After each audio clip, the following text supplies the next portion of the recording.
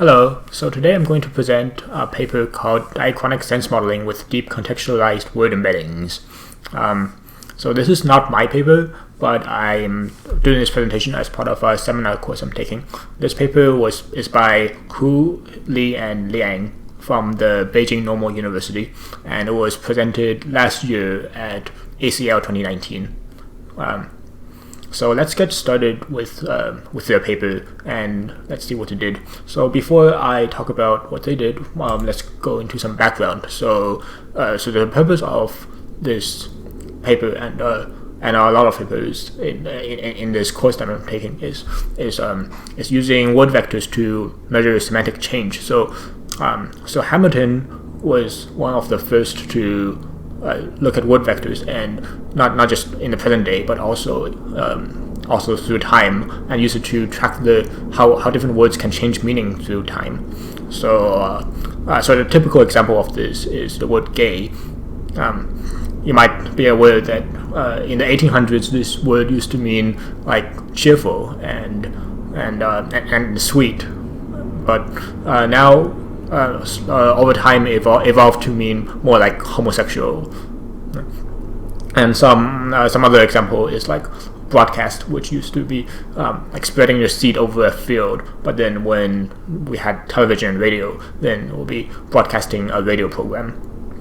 And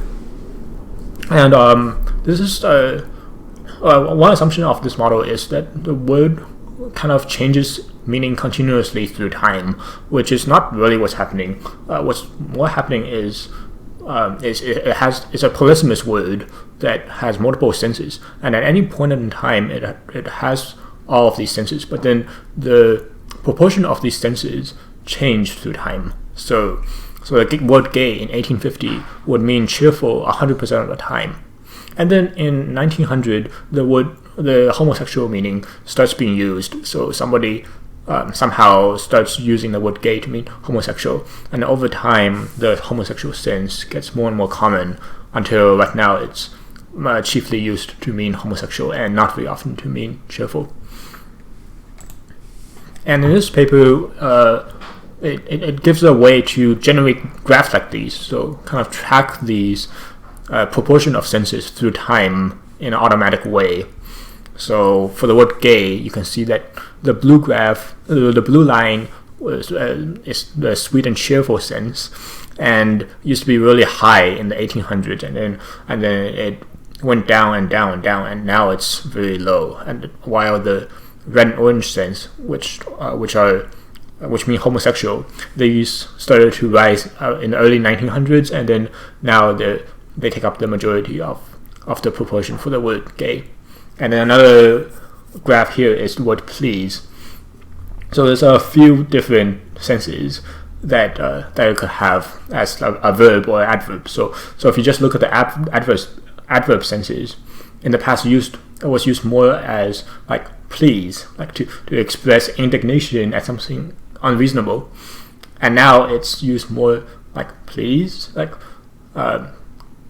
used in polite requests. So this, you can track that both of them still exist today, but then the polite request sense is more and more common, while the indignation sense is less and less common.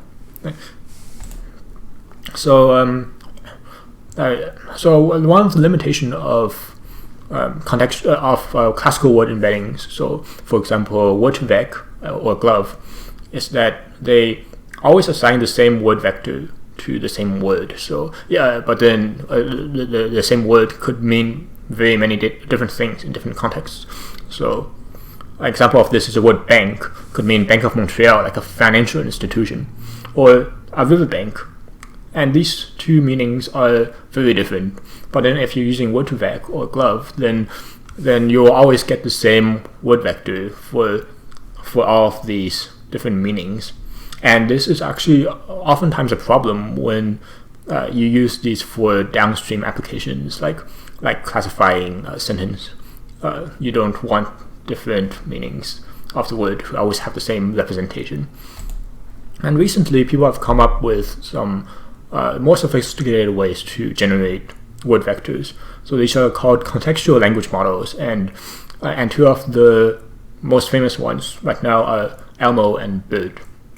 And I'm not going to talk about how exactly these work in detail, but you can think of it as a way that you can feed it an input sentence, like the Bank of Montreal, and it spits out a bunch of vectors where each word gets its own vector.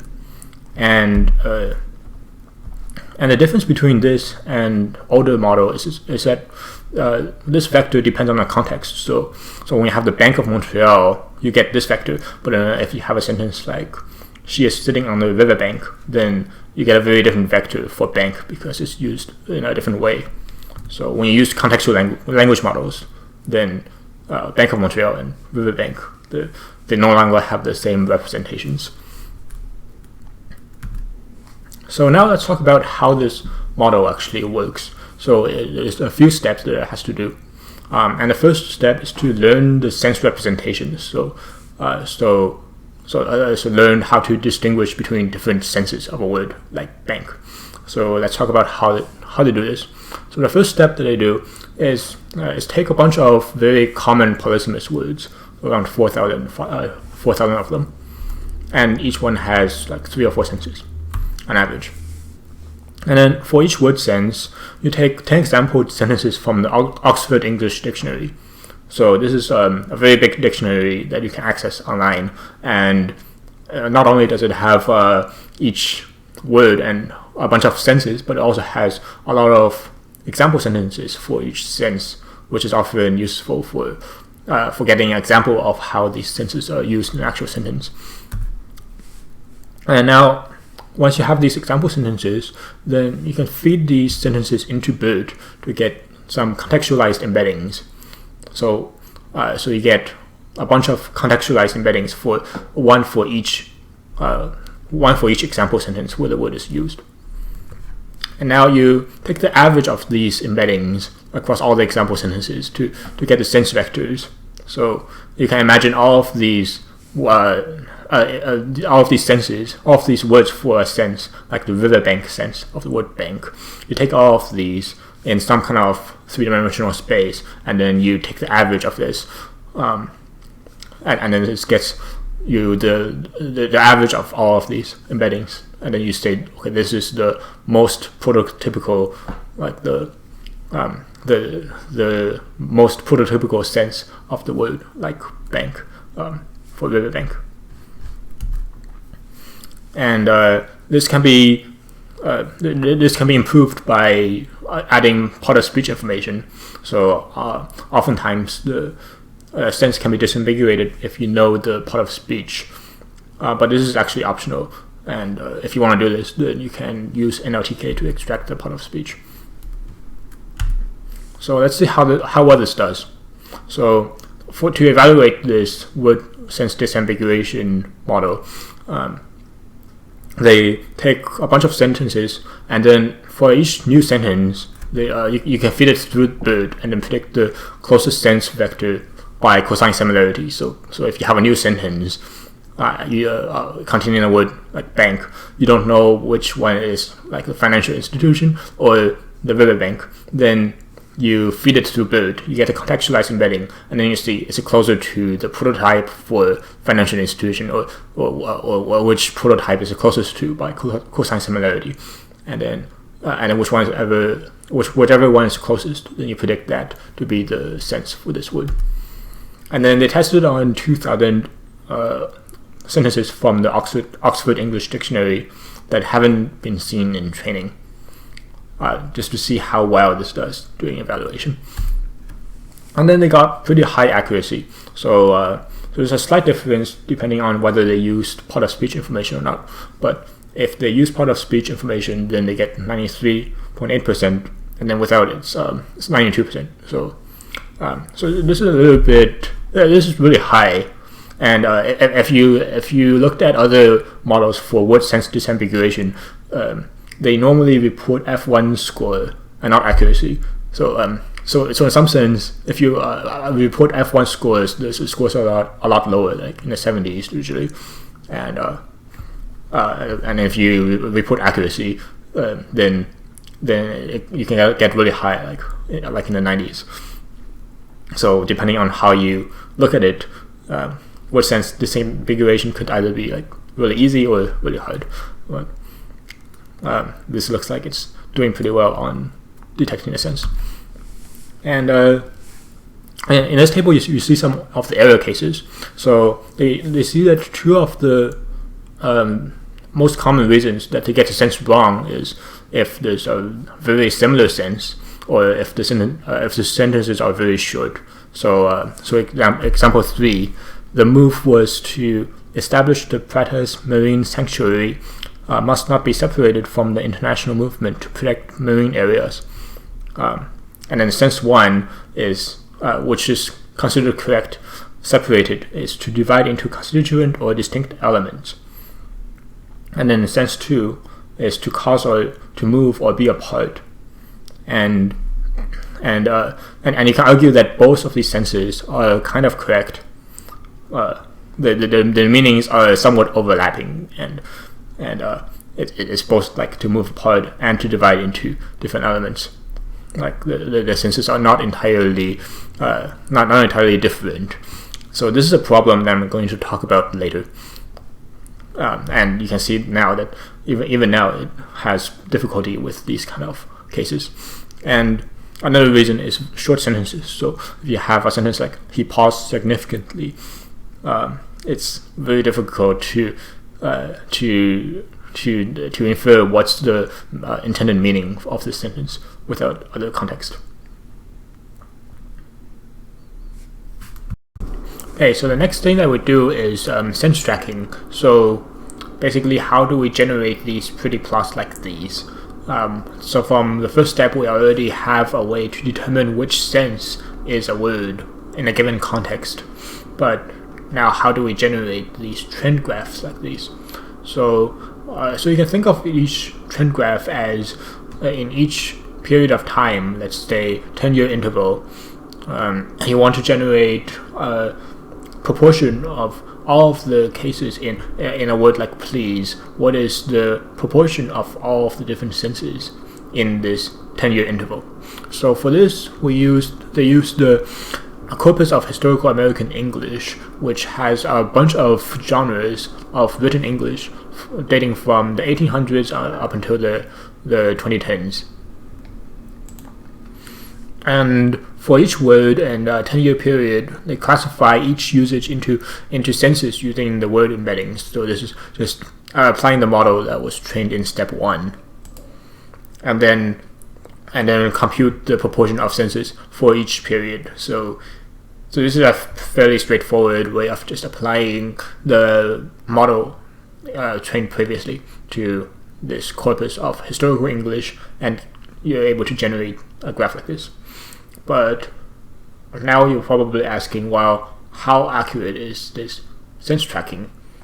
And to evaluate, they use a human rating dataset as a ground truth. So in previous work, somebody collected 100 words and had humans rate them on a scale from 0 to 3 on how much these words changed from the 1800s until now. And they estimate the semantic change by how much the distribution of sense changes.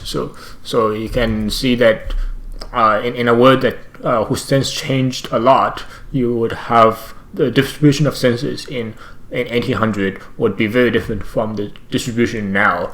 But then in a word that doesn't have much sense change, let's say like dog, probably didn't change very much in 200 years, then the distribution of senses would be pretty similar. But then so then just looking at how much the distribution of the sense changes, you can see how much does a word overall, how much does it change semantically.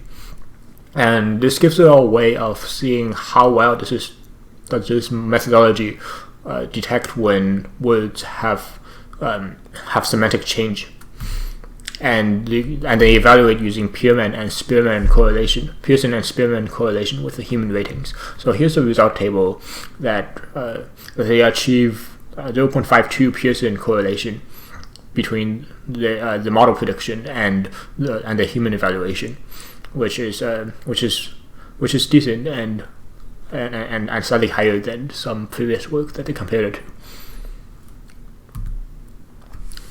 So now let's so the last step that the model that the paper does is show an ecological view. So the idea here is that you can think of different senses of a word like similarly to different species in an ecosystem.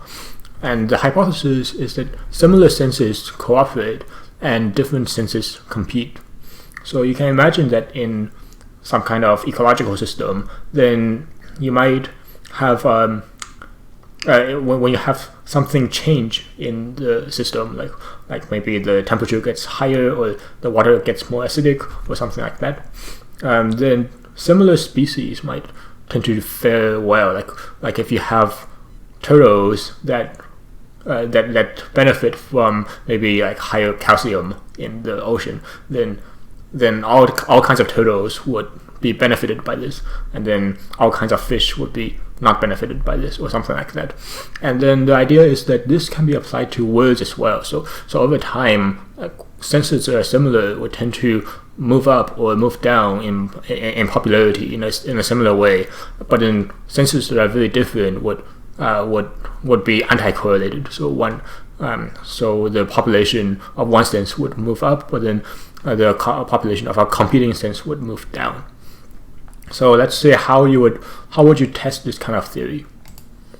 So let's give an example of cooperating and competing senses. So we call that cooperating is when they increase in similar ways, and then competing is when they increase in opposite ways. So here is the example tape, and the orange line is the narrow strip of material used to hold or fasten something. So like duct tape, and then the blue line is flexible material with magnetic properties. So like a cassette tape that you record your songs or whatever. And you can see that here, this is a case of competition, because when one moves up, then the other moves down. The kind of opposite senses of the word. Like they're very different, and during the 40s, 60s, 80s, you see a lot of people using tapes, like cassette tapes and videotapes, and for all kinds of stuff. So then this increased, and then after the 90s, this kind of got obsolete as people started using internet for and CDs for songs, and like Spotify or whatever, and then not so many people listen to cassette tapes anymore. So this blue line goes down, and then this red line, this yellow line goes back up. So let's look at another example. This one is alien. Now we have a lot more senses, and let's see if you can identify some cooperating or competing senses. So let's take a look at these two. So the magenta line and the orange line. So the magenta line is alien, belonging to a foreign country, and then the orange line is noun, a foreigner, especially when one is not naturalized of the country where he or she is living. So like a Chinese living in the United States would be an alien. And this is very different from these two lines, which is extraterrestrial. So the black line is supposedly from another world, extraterrestrial, or noun, being from another world. So like he went to Mars and saw some aliens there. So this is actually like the aliens, like in E.T., whereas these guys, the red ones, are like foreigners, and these are very different senses. So the two red arrows are cooperating senses because they're similar in meaning, and then they move up and down in a similar way. And then the two blue ones are also cooperating because they also move up in a correlated way. But then any of the red arrows and the blue arrows are competing because they don't move up and down in a similar way. And then you can notice that green line is actually a third one that's not related to either of these two meanings. It's unfamiliar and disturbing or distasteful. So like an alien environment, like not literally a extraterrestrial environment, but like he found himself in an alien, like, I don't know, corporate environment or something like that. So there's a lot of competing senses for this polysemous word alien. And so let's say, how would you measure this? How would you test this hypothesis that similar senses cooperate and different senses compete? Well, let's define this more rigorously. So, by similar senses, they define it as having high cosine similarity between the sense embeddings. So we call that for each sense we have a prototypical sense embedding in the embedding space, and then two senses are similar if they're close together in this space. And then cooperate would be having a high Pearson correlation between proportions of different time periods. So if you consider these two, this magenta line and this orange line, and you look at all of these different time periods, and then you take the Pearson correlation across all these time periods, then they will be pretty high, because when one is up, then the other one's up, and then when one goes down, the other one also goes down. And then the paper finds a positive relationship, so this somewhat confirms the hypothesis, but they're somewhat vague on exactly what kind of positive relationship they found. So that's could be something that could be improved. But I'm going to commentate on some of the assumptions that they used in this paper. That actually the last point, the ecological premise makes some assumptions that I think are a little bit questionable. So what do I mean by this?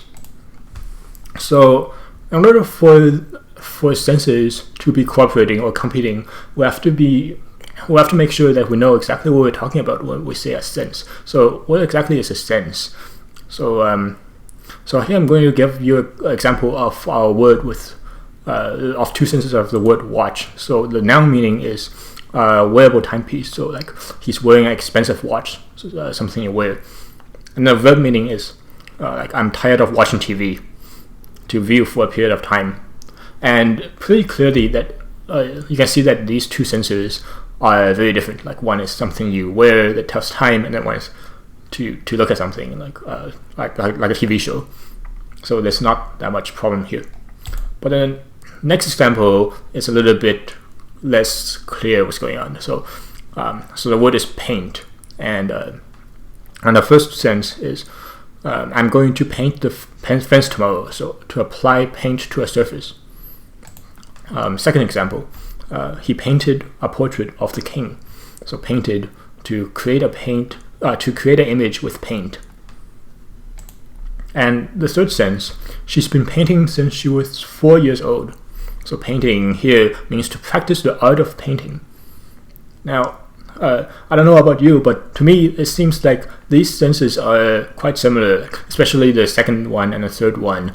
Like second one is to create an image at this moment, whereas the third one is to I guess practice the art of painting through time. And then some dictionaries would treat these as different senses, but then this is really